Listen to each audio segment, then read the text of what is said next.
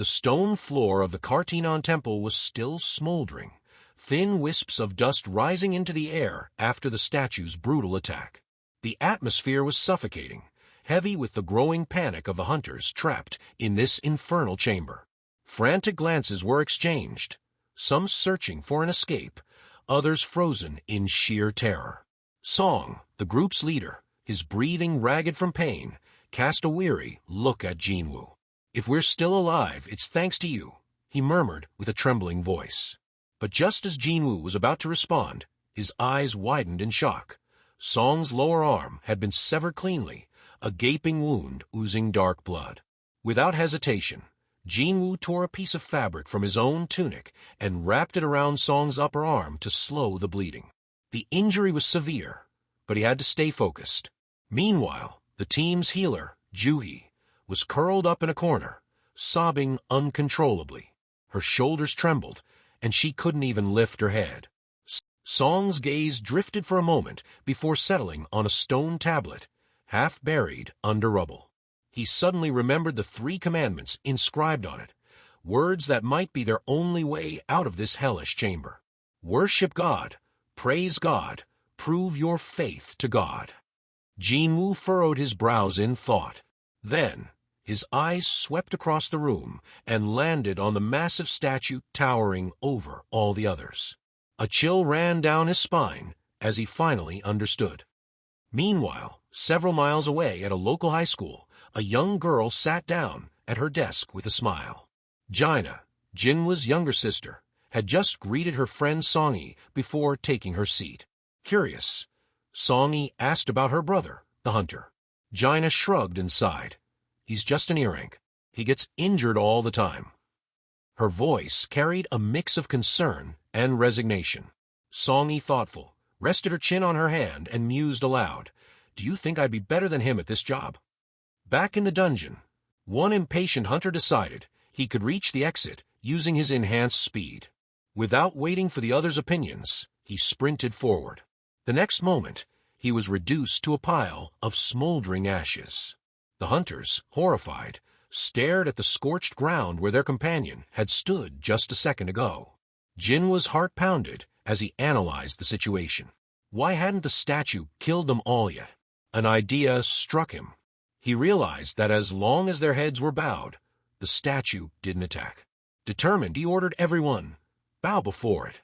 The hunters obeyed. A heavy silence filled the room.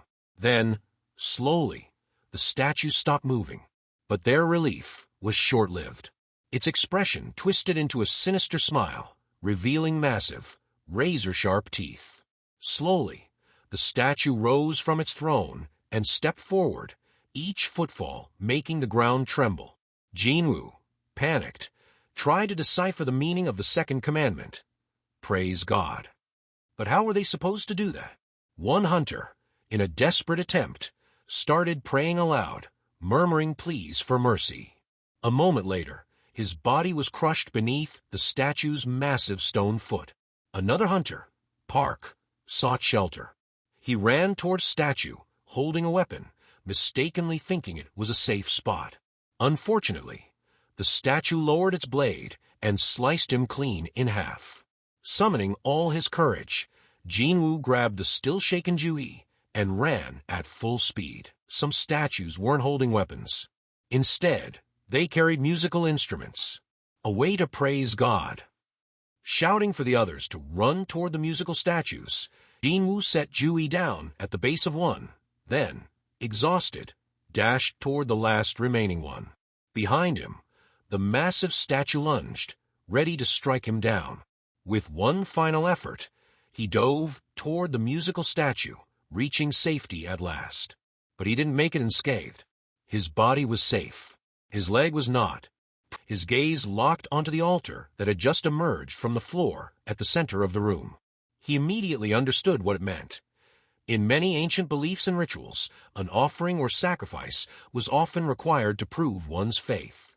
Around him, the tension was unbearable. The 6 remaining hunters exchanged anxious glances, knowing they had to make a decision quickly if they wanted to survive.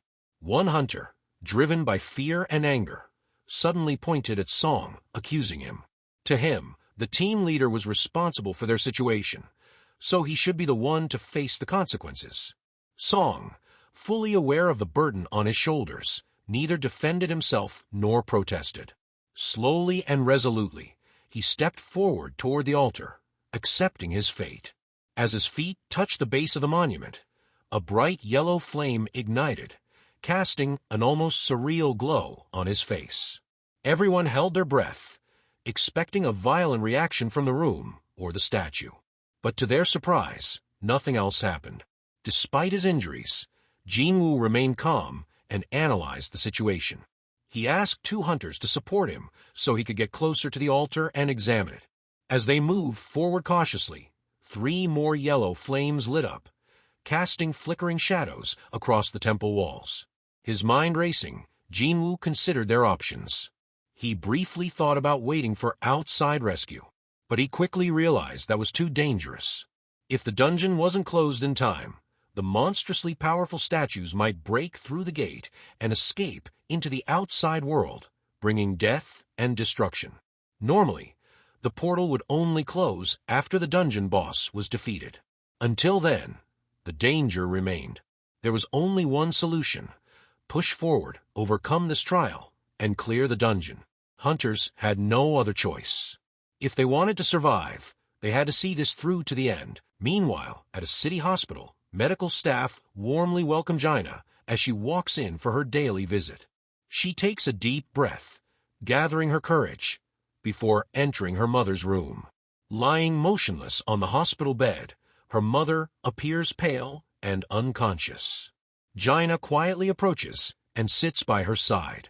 Forcing a smile, she begins talking about her day in a soft voice, as if her mother could still hear her, hoping, perhaps, that one day she will respond. The remaining hunters cautiously step toward the altar, their eyes filled with anxiety. As they reach their positions, their yellow flames ignite, and a ring of blue flames appears around them. A deep rumbling echoes through the chamber as the temple's massive door slowly begins to open. Before they can celebrate, the ominous statues surrounding the room suddenly spring to life, their eyes glowing with a deadly light. One of the hunters, overcome with fear, panics. Her survival instinct kicks in, and she dashes toward the exit. To everyone's surprise, she makes it through unscathed. As she escapes, her yellow flame extinguishes, and the door closes slightly. A second hunter, overcome by fear, runs away. Moments later, another hunter, tears streaming down his face, apologizes, saying he must survive for his family. He turns and sprints toward the exit without looking back. Jinwoo makes a critical decision. He asks Song to take Ju-hee to safety, but Song pulls her toward the exit. Now alone in the chamber, Jinwoo feels the crushing weight of impending doom. Gritting his teeth, he grabs a fallen sword and braces himself for battle. But as the statues move with relentless precision, he is completely overwhelmed. Blows rain down on him. His body is slashed, pierced, and battered under the sheer force of the attacks. The pain is unbearable, but rage and frustration take over his mind. He refuses to accept such a pathetic death. As a statue raises its weapon to deliver the final strike, the last blue flame flickers and dies. A translucent screen, resembling a digital interface, a notification pops up. Secret quest activated. Courage of the weak. And then, you have acquired the qualification